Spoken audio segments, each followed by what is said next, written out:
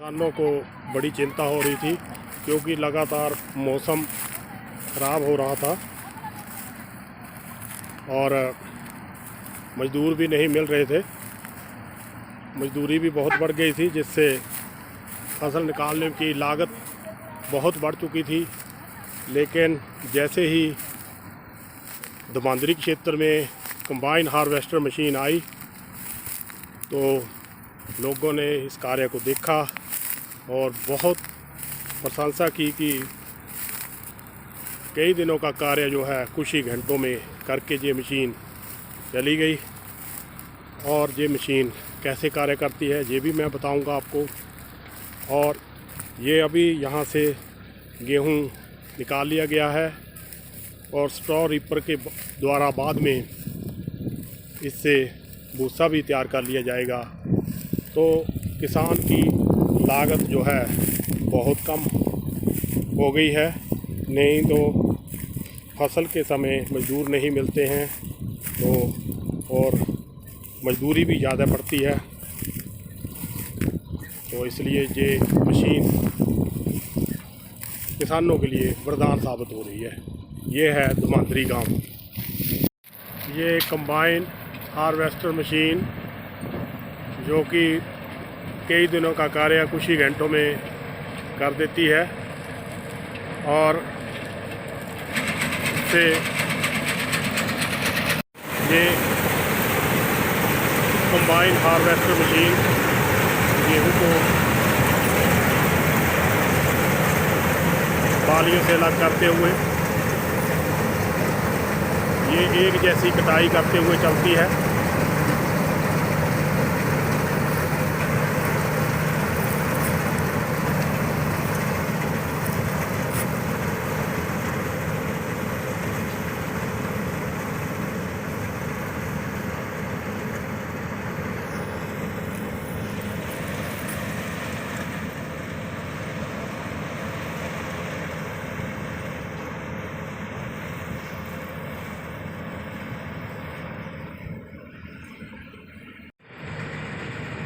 चंद ही मिनटों में पूरा खेत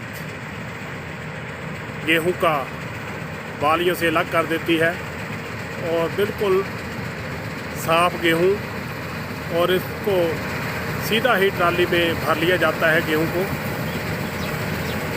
ये देखो बड़ी ही उच्च तकनीक कंबाइन हार्वेस्टर मशीन गेहूं के खेत में बालियों से गेहूं को अलग करते हुए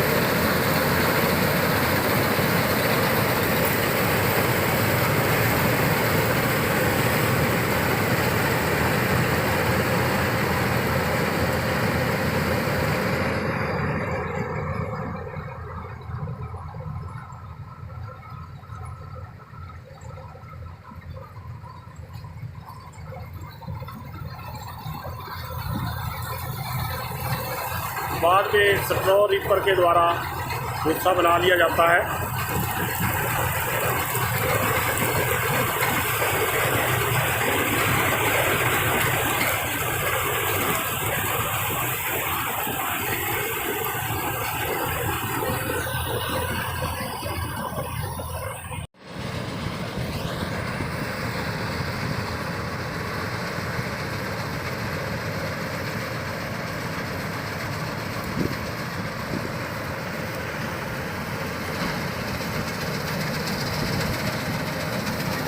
ये देखिए कितने ही अच्छे ढंग से ये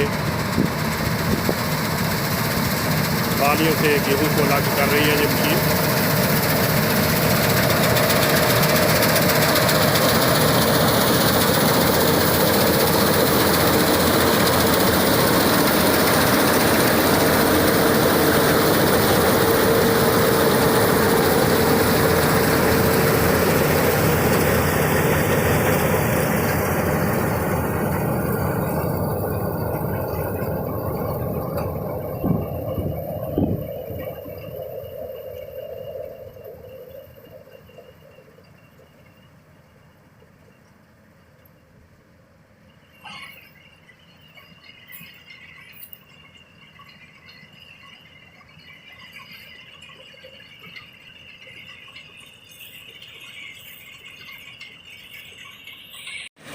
ये ऐसे ही गेहूं की बालियों से गेहूं को अलग करती जाएगी और बाद में इसको ट्राली में खाली कर देंगे।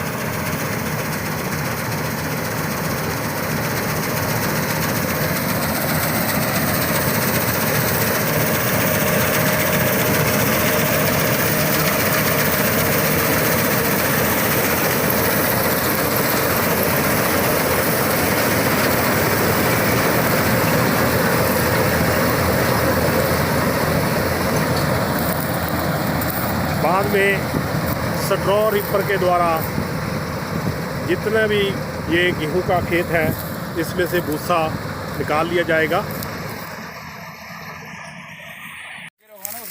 ये है कंबाइन हार्वेस्टिंग मशीन।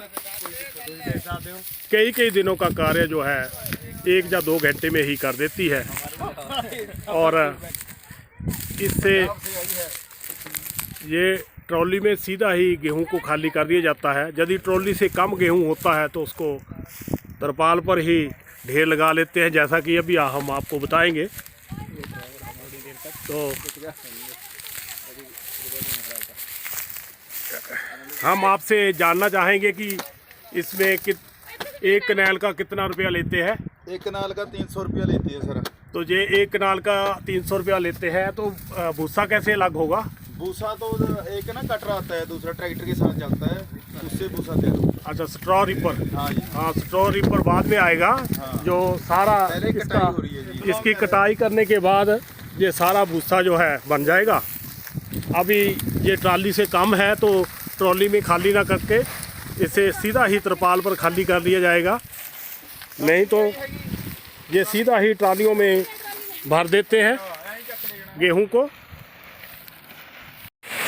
गेहूं ढेरी लगाते हुए, क्योंकि ट्रॉली से बहुत कम है तो सीधा ही यहाँ पर ढेरी लगा देंगे, नहीं तो यदि ट्रॉली या ट्रॉली से ज़्यादा हो तो ट्रॉलियों में सीधा खाली करते हैं।